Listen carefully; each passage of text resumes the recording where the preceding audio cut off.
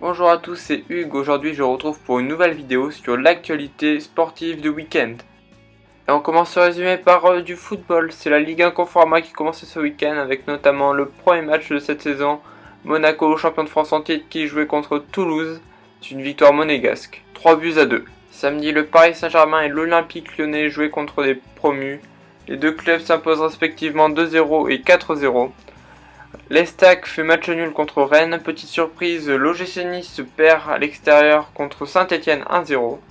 Dimanche, c'est le LOSC de Marcelo Bielsa qui s'impose face au FC Nantes de Claudio Ranieri. Match nul entre Angers et Bordeaux et l'Olympique de Marseille s'impose à domicile 3-0 contre Dijon.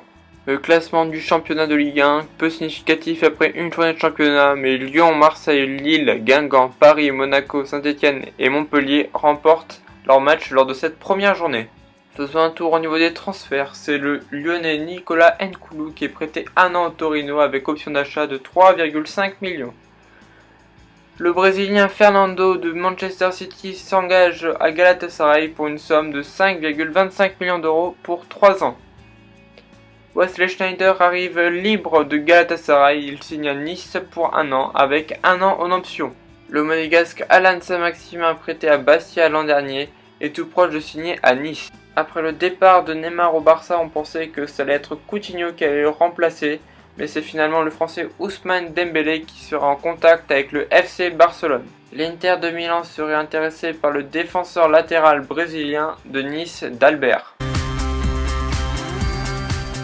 Passons maintenant au tennis, et lors de l'ATP 500 de Washington, c'est l'Allemand Alexander Zverev qui l'emporte face au Sud-Africain Kevin Anderson 6-4-6-4. A noter que Alexander Zverev a battu Kei Nishikori 6-3, 6-4 en demi-finale.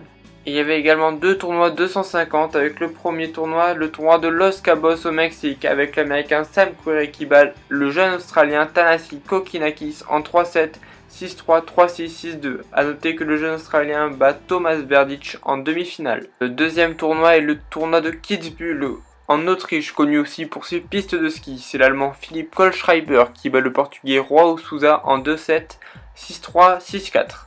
Du côté des femmes, à Stanford, c'est l'américaine Madison Keys qui s'impose face à sa compatriote Coco Vandeweghe en 2 manches, 7-6, 6-4.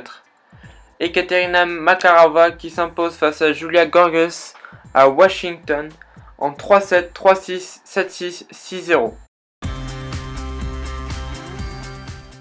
L'athlétisme maintenant avec cette image que je trouve très belle avec Justin Gatlin qui se prosterne devant la légende Usain Bolt.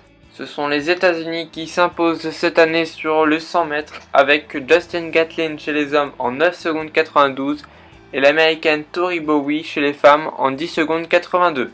Sur le 10 000 mètres, nous avons pu assister à une course d'anthologie avec les Kenyans et les Ougandais qui vont mener la vie dure au Britannique Mo Farah.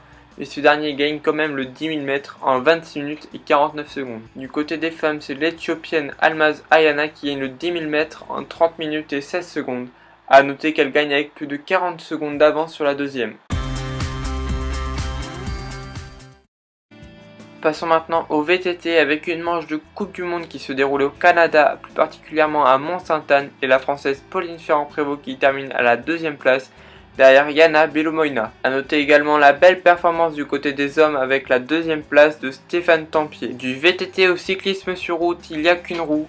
Nous avons pu assister ce week-end au championnat d'Europe de cyclisme à Herning au Danemark et la victoire de Alexander Kristoff de l'équipe Katusha Alpecin qui succède à Peter Sagan. Merci d'avoir regardé la vidéo jusqu'au bout. Si celle-ci t'a plu, n'hésite pas à la liker, à la commenter et surtout abonne-toi.